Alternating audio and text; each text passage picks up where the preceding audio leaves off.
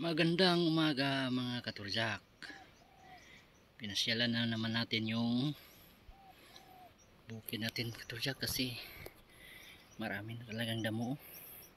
Hanggang doon pa yan katurjak ko sa may tukto. Kaya kaya to ako lang isa katurjak. Comment raw sa down below mga katurjak. Kung kaya bagid na ako ni dire. Matay katurjak murag parang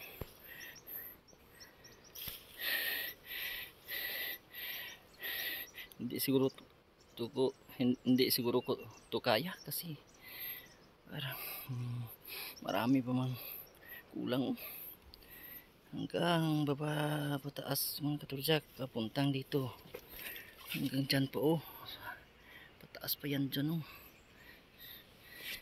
sayang kasi yung mga tanim natin mga katurjak pag hindi natin nilinisan. Walang ibang maglinis kasi ako lang yung linis para makatipid naman sa labor mga katurjak.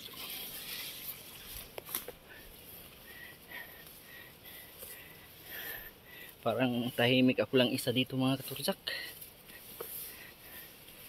Doon pa sa ako sa baba mga katurjak nakapaglinis ng damo. Hindi pa abot dito. Hirap talagang buhay.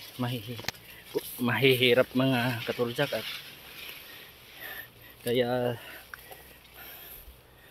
dapat bigyan talaga ng magandang prioridad ng mga farmers natin kasi kawawa kasi mga farmers natin may maintenance nga pag kuha ng mga damo kaso yung abono naman ang kulang ito mga katurjak ko at least malaki-laki na hindi na masyadong parang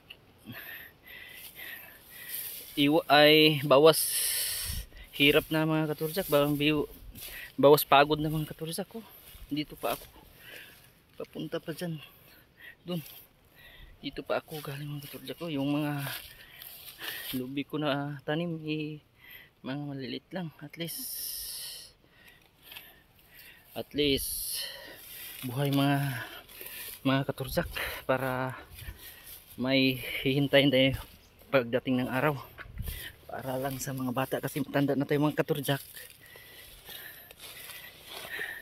para lang sa mga anak natin to may kukuha sila ng pangkabuhayan pag in case na wala tayo sa serbisyo mga katurjak.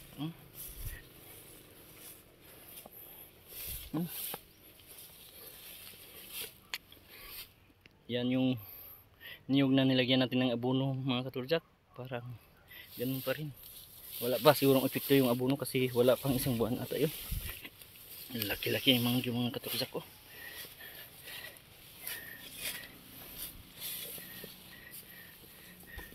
pababa pa yan sa may kalsada mga katurjak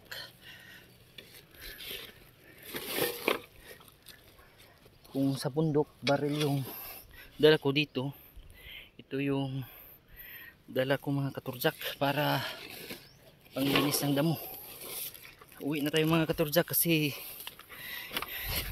lapit nang magtatanghali wala pa tayong agahan mga katurjak ay up. Wala nang lakas mga katurjak pagod na talaga at least buhay yung mga niyog natin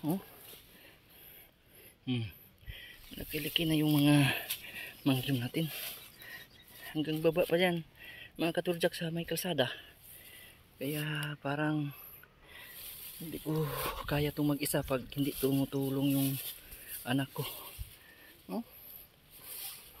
pero at least puno-puno lang yung kuha natin mga katurjak mga niyog natin mga maliliit pa